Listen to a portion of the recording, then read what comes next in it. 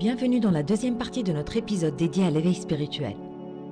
Dans la première partie de cet épisode, nous avons exploré les 5 phases clés de l'éveil spirituel. Lien de la vidéo disponible dans la description de celle-ci pour ceux qui parmi vous ne l'ont pas encore vue. Dans cette partie, nous découvrons les 9 étapes de l'éveil spirituel, dont le rôle est de fournir un parcours structuré et accessible pour tous ceux qui aspirent à enrichir leur compréhension spirituelle et à expérimenter une transformation personnelle consciente et profonde. Chaque étape de ce voyage est une véritable invitation à l'action, à la réflexion profonde et à l'expérimentation personnelle. Elles vous fourniront des outils pratiques et des méthodes éprouvées pour naviguer avec aisance dans le processus complexe et souvent mystérieux de l'éveil spirituel.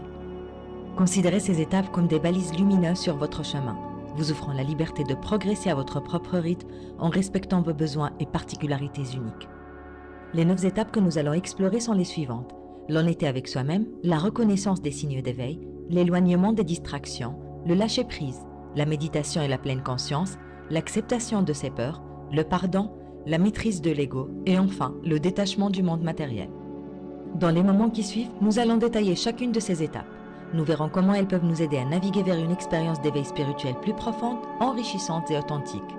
Préparez-vous à un voyage transformateur qui pourrait bien changer votre perception de la vie et de votre moi intérieur. Étape 1, honnêteté avec soi-même, reconnaître ses propres vérités et défis. Cette étape pose les bases de notre voyage intérieur.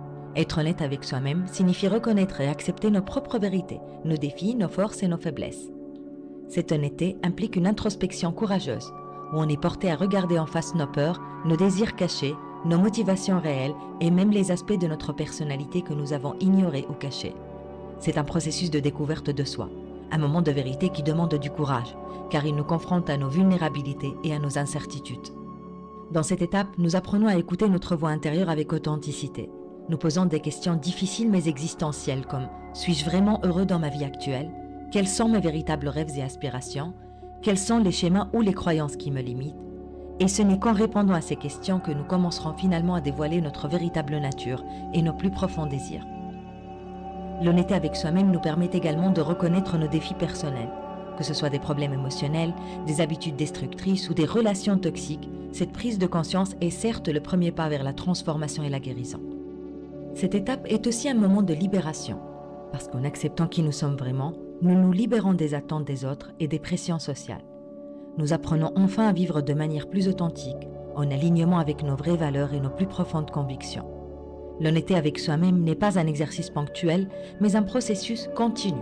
C'est une pratique de vie qui nous permet de rester connectés à notre vérité intérieure et de naviguer dans notre voyage spirituel avec intégrité et clarté. Étape 2. Chercher les signes d'éveil, être attentifs aux changements intérieurs. Cette étape nous invite à être réceptifs et prêter davantage d'attention aux changements subtils qui se produisent en nous, ce qui est sans doute un signe indicateur qu'une transformation intérieure est en cours. Chercher les signes d'éveil, c'est apprendre à écouter les murmures de notre âme et à reconnaître les indices que notre conscience nous envoie. Ces signes peuvent se manifester de diverses manières. Une sensibilité accrue aux beautés et aux douleurs du monde, des moments de clarté ou de compréhension soudaine, ou même des rêves et des intuitions qui semblent porter un message plus profond. Il est important de noter que ces signes d'éveil ne sont pas toujours spectaculaires ou évidents. Ils peuvent être subtils comme un sentiment croissant de paix, une diminution de l'attachement aux désirs matériels ou une capacité accrue à vivre dans le moment présent. Parfois, ils peuvent se présenter sous forme de défis ou de difficultés qui nous poussent à grandir et à évoluer. Être attentifs aux changements intérieurs signifie également reconnaître les moments où nous sommes appelés à lâcher prise de certaines habitudes ou croyances. Cela peut impliquer de remettre en question des aspects de notre vie que nous avons longtemps tenus pour acquis ou d'explorer de nouvelles façons de penser et d'être. Cette étape requiert une certaine mesure de silence et de calme intérieur, car c'est dans le silence que nous pouvons le mieux entendre notre voix intérieure. On est plus réceptifs aux messages et aux intuitions qui proviennent de notre vrai soi.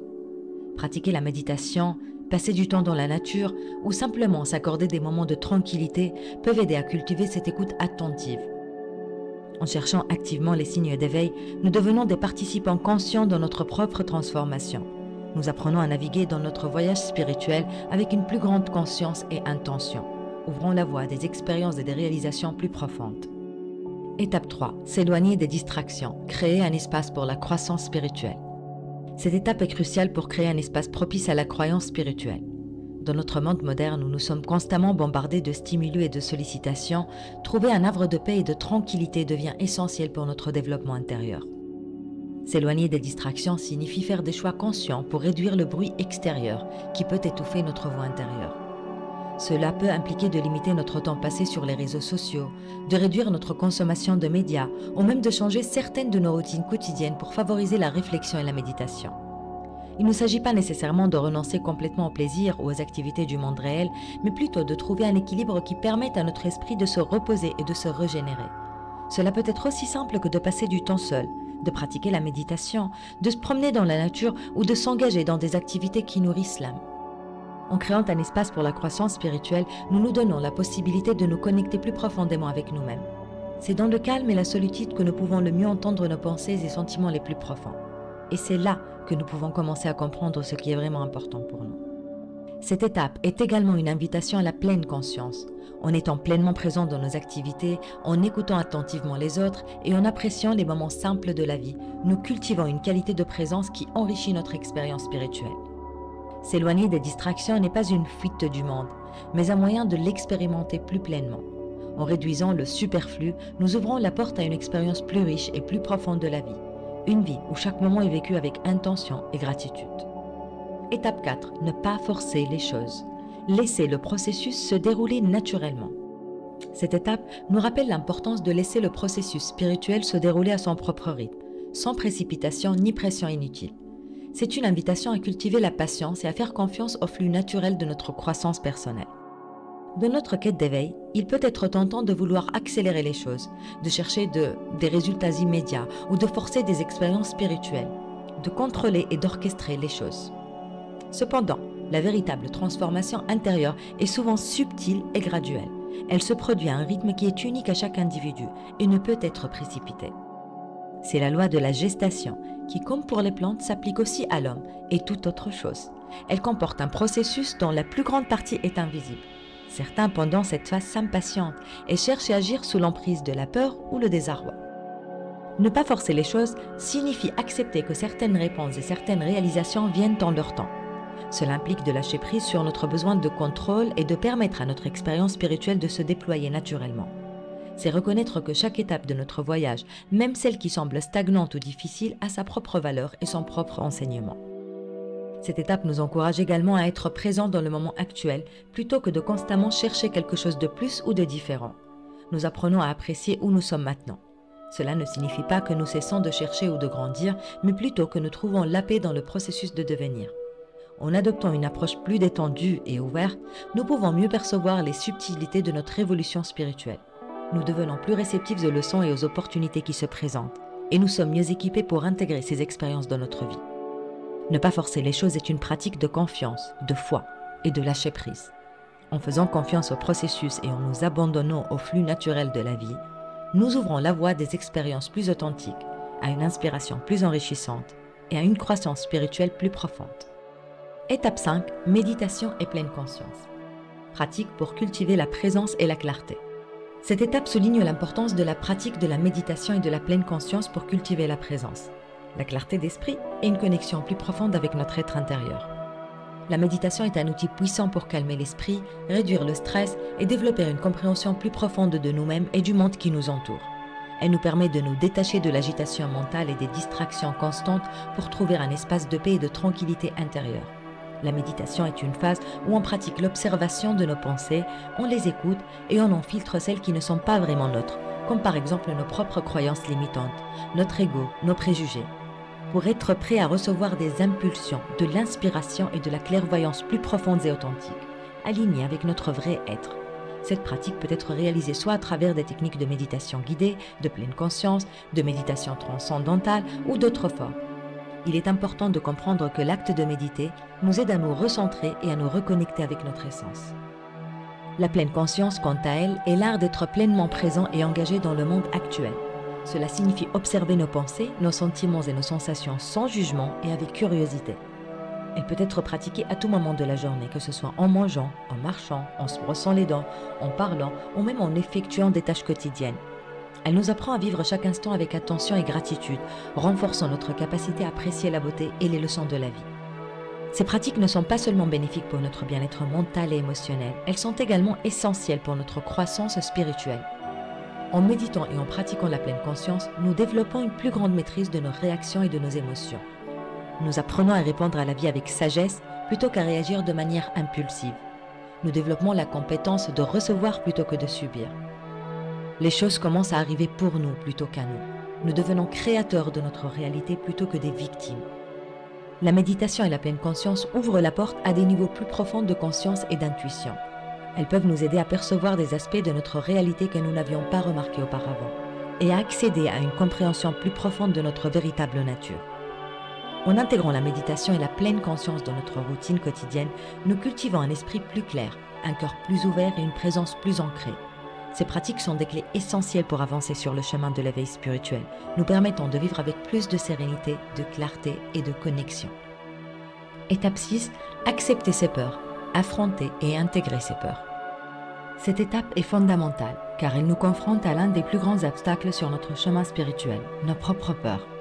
Et les affronter et intégrer représentent un processus essentiel pour notre croissance et notre libération intérieure. Nos peurs, qu'elles soient conscientes ou inconscientes, peuvent prendre de nombreuses formes.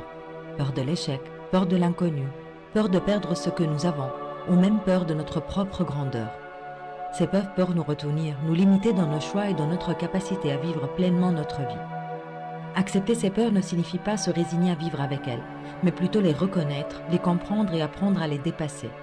Cela implique d'explorer l'origine de nos peurs, de les regarder en face et de comprendre comment elles influencent notre vie. Comprendre si elles sont valides ou pas, par exemple, sachant que la peur ne peut être valide que lorsque notre vie est en réel danger. Le reste de nos peurs, généralement, pour ne pas dire toujours, est invalide et infondé, car elles proviennent en réaction à l'inconnu. Et l'inconnu ne veut pas forcément dire instinct de survie, de fuite ou de lutte, mais plutôt une invitation à apprendre et à comprendre pour rendre l'inconnu familier. Cette étape nous invite à pratiquer le courage, non pas l'absence de peur, mais la capacité d'agir malgré la peur. En affrontant nos peurs, nous pouvons commencer à les démanteler et à découvrir la force de la résilience qui se trouve en nous. Cela peut impliquer de sortir de notre zone de confort, de prendre des risques calculés ou de se confronter à des situations ou des émotions difficiles. L'intégration de nos peurs est également un processus de guérison. En acceptant et en travaillant à travers nos peurs, nous libérons de l'espace en nous pour plus de paix, de joie et de liberté. Nous apprenons à vivre avec une plus grande authenticité en étant fidèles à nous-mêmes et à nos aspirations les plus profondes. L'acceptation de nos peurs est un pas vers la maturité spirituelle. Elle nous enseigne que la vraie force ne vient pas de l'évitement ou de la négation de nos peurs, mais de la capacité à les traverser et à en tirer des leçons. En embrassant cette étape, nous nous ouvrons à une plus grande confiance en nous et en la vie, et nous avançons sur le chemin de l'éveil avec plus de détermination et de sérénité. Étape 7. Pardonner. Libération émotionnelle et réconciliation. Cette étape concerne la libération émotionnelle et la réconciliation, tant avec nous-mêmes qu'avec les autres. Le pardon est un acte puissant de guérison et de libération intérieure qui nous allège des poids du passé et nous permet de progresser avec un cœur plus léger. Pardonner ne signifie pas oublier ou excuser les torts qui nous ont été faits. Il s'agit plutôt de relâcher la charge émotionnelle négative que nous portons. La colère, le ressentiment, la rancœur ou la douleur. En pardonnant, nous choisissons de ne plus laisser ces émotions négatives influencer notre présent et notre avenir. Le processus de pardon commence souvent par nous-mêmes. Il s'agit de reconnaître et de pardonner nos propres erreurs, nos échecs et nos faiblesses. Cette autocompassion nous mène droit vers la guérison intérieure et la croissance personnelle. Elle nous permet de nous accepter pleinement et de reconnaître notre humanité. Elle nous introduit à l'amour inconditionnel. Pardonner aux autres est également un aspect important de cette étape. Cela peut impliquer de faire face à de vieilles blessures, de réexaminer des situations passées sous un nouveau jour et de choisir consciemment de lâcher prise sur la douleur. Cela ne signifie pas toujours établir une relation ou oublier ce qui s'est passé, mais plutôt trouver la paix en soi et se libérer de l'emprise du passé. Le pardon est aussi une forme de libération spirituelle. Il nous ouvre à de nouvelles possibilités de connexion et d'amour. En pardonnant, nous faisons l'expérience de la compassion et de la compréhension et nous nous alignons plus étroitement avec nos valeurs spirituelles les plus élevées. Cette étape peut être difficile, car elle nous demande de regarder en face nos douleurs et nos vulnérabilités. Cependant, le pardon est l'un des cadeaux les plus libérateurs que nous puissions nous offrir. Il marque un tournant dans notre voyage spirituel où nous choisissons la paix, la guérison et l'amour au-dessus de tout. La partie plus difficile du pardon qui mène à un plus haut niveau de libération est celle où, en plus de pardonner, nous atteignons une phase où on est capable de prouver gratitude pour ce qui nous est arrivé. Commencer à prendre conscience que ce qui nous est arrivé et nous arrive est arrivé pour nous servir dans notre processus de croissance, pour notre bien, au lieu de croire que tout n'arrive qu'à nous, nous emprisonnant ainsi dans une case de victime qui forcément bloque l'accès à l'éveil spirituel profond et inconditionnel. Étape 8. Mettre son ego de côté, reconnaître et dépasser les limites de l'ego. Cette étape implique de reconnaître et de dépasser les limites imposées par notre ego. Ce dernier, souvent perçu comme notre identité personnelle, est en réalité un système de croyances, d'attitudes et de conditionnements qui façonnent notre perception de nous-mêmes et du monde. Mettre son ego de côté ne signifie pas nier notre individualité ou nos caractéristiques uniques. Il s'agit plutôt de transcender l'attachement excessif à notre moi construit, nos histoires, nos succès, nos échecs et même nos traits de personnalité. C'est reconnaître que nous sommes plus que ces étiquettes et ces rôles et que notre véritable essence est plus vaste et plus profonde. Cette étape nous invite à observer comment notre ego influence nos pensées, nos émotions et nos comportements. Nous apprenons à voir comment l'ego peut nous maintenir dans des schémas de peur, de compétition, de jugement ou de besoin de validation extérieure. En prenant conscience de ces dynamiques, nous pouvons commencer à les dépasser et agir à partir d'un lieu de conscience plus élevé. Mettre son ego de côté est aussi un acte d'humilité et d'ouverture. Cela nous permet de nous connecter plus authentiquement avec les autres, d'apprécier les perspectives et les expériences différentes et de cultiver l'empathie et la compassion. Nous devenons plus réceptifs aux enseignements de la vie et plus ouverts aux changements et aux opportunités de croissance. Cette étape est souvent accompagnée d'une sensation de liberté et de légèreté. En lâchant prise sur le besoin de contrôler, de se comparer ou de s'affirmer, nous trouvons une paix et une satisfaction plus profondes. Nous vivons avec une plus grande authenticité, en harmonie avec notre véritable nature.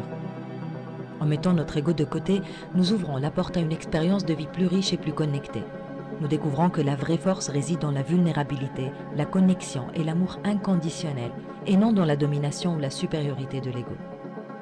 Étape 9. Se couper du monde matériel. Comprendre et pratiquer le détachement. L'étape 9 de notre voyage vers l'éveil spirituel est se couper du monde matériel. Cette étape nous amène à comprendre et à pratiquer le détachement, non pas dans le sens de renoncer à tout plaisir ou possession matérielle, mais plutôt dans le sens de réduire notre attachement et notre dépendance à ces aspects extérieurs. Le détachement matériel est une compréhension que notre véritable bonheur et notre paix ne dépendent pas de possessions ou de succès extérieurs. Il s'agit de reconnaître que bien que les aspects matériels de la vie puissent offrir confort et plaisir, ils ne sont pas la source ultime de notre satisfaction ou de notre identité. Cette étape nous invite à réévaluer notre relation avec le monde matériel. Cela peut impliquer de simplifier notre vie, de réduire la consommation ou de trouver de la joie dans les choses plus simples et moins matérielles. Il s'agit de cultiver une appréciation pour les expériences, les relations et les moments qui enrichissent notre vie de manière significative. Dans l'appréciation de nos acquis, qui ne sont pas échangeables et qui valent plus que tout l'or du monde, comme l'air qu'on respire, notre corps qui bat et notre corps qui fonctionne inconditionnellement, qu'on soit réveillé ou endormi. Le cadeau de la vie qui nous est donné chaque seconde, du réveil au coucher, nos 5 sens, nos amours, le monde dans lequel on vit, etc. Pratiquer le détachement signifie également ne pas se laisser emporter par les hauts et les bas des circonstances extérieures. Nous apprenons à maintenir notre équilibre et notre sérénité intérieure indépendamment des fluctuations de notre environnement. Cela nous permet de répondre aux situations avec une plus grande clarté et une perspective équilibrée. Nous devenons maîtres de notre existence, observateurs sages de notre environnement. Le détachement n'est pas un rejet du monde, mais une manière plus consciente et intentionnelle de l'expérimenter. En se détachant, nous devenons plus présents et engagés dans l'instant présent, appréciant pleinement chaque expérience sans être accablés par l'attachement ou la peur de la perte. Cette étape est un pas vers la liberté véritable. En nous libérant de l'attachement excessif au matériel, nous ouvrons notre cœur à des trésors plus durables, la paix intérieure, l'amour, la créativité et la connexion spirituelle. Se couper du monde matériel, dans le sens du détachement, nous permet de vivre avec une plus grande légèreté, une joie plus profonde et une connexion plus authentique avec nous-mêmes et avec le monde. En parcourant les 9 étapes pour atteindre l'éveil, nous avons exploré un chemin riche et diversifié qui nous guide vers une compréhension plus profonde de nous-mêmes et de notre place dans l'univers. Chaque étape, de l'honnêteté avec soi-même à la pratique du détachement, est une pierre précieuse sur le chemin de notre évolution spirituelle. Ces étapes ne sont pas des destinations finales, mais plutôt des guides qui nous aident à naviguer dans le voyage complexe et enrichissant de l'éveil. Nous avons appris que l'éveil spirituel n'est pas un événement unique, mais un processus continu de croissance, de découverte et de transformation. En intégrant ces étapes dans notre vie, nous cultivons une présence plus profonde, une conscience plus élevée et une connexion plus authentique avec le monde qui nous entoure. Nous arrivons à la fin de cette exploration des étapes de l'éveil, ce qui nous rend plus prêts à aborder la troisième partie de notre voyage spirituel, l'intégration et l'application quotidienne, que vous découvrirez dans la prochaine partie de cet épisode. Nous découvrirons comment appliquer les enseignements et les réalisations de notre parcours spirituel dans notre vie de tous les jours. Nous explorerons des moyens pratiques pour vivre nos valeurs spirituelles, pour apporter des changements positifs dans nos relations, notre travail et notre engagement dans le monde.